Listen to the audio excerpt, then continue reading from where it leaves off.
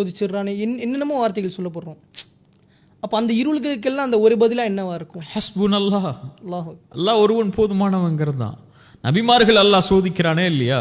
ரசூலுல்லாஹி ஸல்லல்லாஹு அலைஹி வஸல்லம் சொன்னாங்க, இந்த உலகத்திலேயே அதிகமாக சோதிக்கப்பட்டவங்க நபிமார்கள் தான், நீங்களும் நாங்களும் இல்லை. நம்ம சோதனையெல்லாம் சோதனையே கிடையாது. நம்ம சாப்பாட்டுக்கும் உலகத்தில் தங்குற இடத்துக்கும் நம்மளுடைய பொருளாதாரத்துக்கும் தான் நம்மளை சோதிக்கிறான். வாழ்க்கையே அவங்களுக்கு சோதனை. ஒரு நாட்டை விட்டும் ஊரை விட்டும் குடும்பத்தை விட்டும் பிரிக்கப்பட்டு ஒரு நபி அல்லாஹ் சோதிக்கிறான் இல்லையா? அல்லாஹ்வுக்கு விருப்பமானவங்க இந்த உலகத்திலே நபிமார்கள் ரசூல்மார்கள் இல்லையா? ரசூலுல்லாஹி ஸல்லல்லாஹு அலைஹி வஸல்லம் சொன்னாங்க, அதனால அல்லாஹ் இந்த உலகத்திலே அதிகமாக சோதிக்கப்பட்டவங்க நபிமார்கள். ரசூல் அதோடு சேர்த்து சொன்னாங்க, யாரை அல்லாஹ் நேசிக்கிறானோ அவர்களை அல்லாஹ் சோதிப்பான். அவ்வளோதான். இப்போ அந்த சோதனையில் அவங்க எடுத்துக்கொண்ட ஒரே பதில், கல்லா இன்னமா ரப்பி சயஹ்தீன். எப்படி அல்லாஹ் என்னை விடுவான்? இங்கே கொண்டு வந்து நிறுத்தி அவன் யார்? அல்லாஹ். அந்த கனவை அல்லாஹ் காட்டிட்டான் எனக்கு, அதை நோக்கி நான் போக போகிறேன். நபி யாக்கூப் சொல்லிட்டான், கதாலிக யஜ்தபீக ரப்புக வ யுஅல்லிமுக மின் தஅவீலில் அஹாதீஸ். இப்படி தான் அல்லாஹ் உன்னை சோதிப்பான், இப்படி தான் அல்லாஹ் உன்னை தேர்ந்தெடுப்பான், இப்படி தான் அல்லாஹ்வுடைய நியமத்தை பூர்த்தி செய்வான், கனவுடைய விளக்கத்தை அறிவிப்பா அல்லாஹ் உனக்கு, நீ போய்கிட்டே இருந்துட்டாங்க. சகோதரர்கள்ட்ட மட்டும் சொல்லிடாத, இதை யார்ட்டையும் வெளிப்படுத்திடாத, அது நோக்கம். நீ கிளம்புன்னு சொல்லிட்டாங்க. கிளம்புன்னு சொன்னது நபி யாக்கூப். அல்லாஹ் வஹீயின் மூலமா கனவு கொடுத்துட்டான், அதை நோக்கி தான் நான் போறேன். அப்ப அல்லாஹ் என்னோடு இருப்பான் இல்லையா?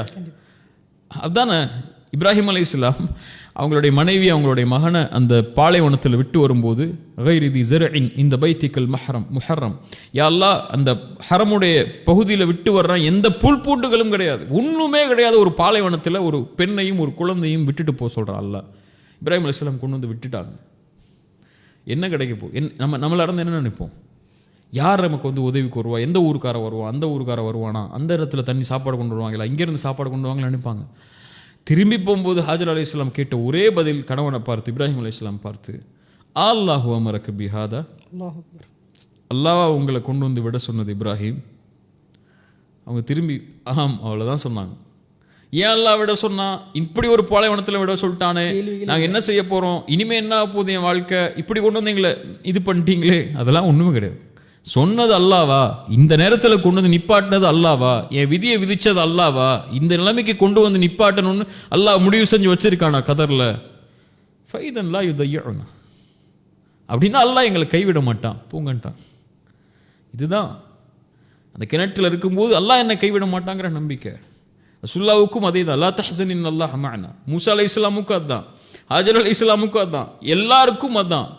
அல்லாஹ் உலகமே ஒன்று சேர்ந்து நலவு செய்ய நாடினாலும் யாரும் அல்லாஹ் நடமை செய்ய முடியாது. உலகமே ஒன்று சேர்ந்து கெடுதலை செய்ய நாடினாலும் அல்லாஹ் நடமை செய்ய முடியாது. என்ன இருள்? அல்லாஹ் போக்குவாங்கிற நம்பிக்கை மட்டும்தான் நமக்கு வழிகாட்டும் இந்த நேரத்தில். ஹஸ்புன் அல்லாஹ், அதை விட பெரிய மருந்து கிடையாது.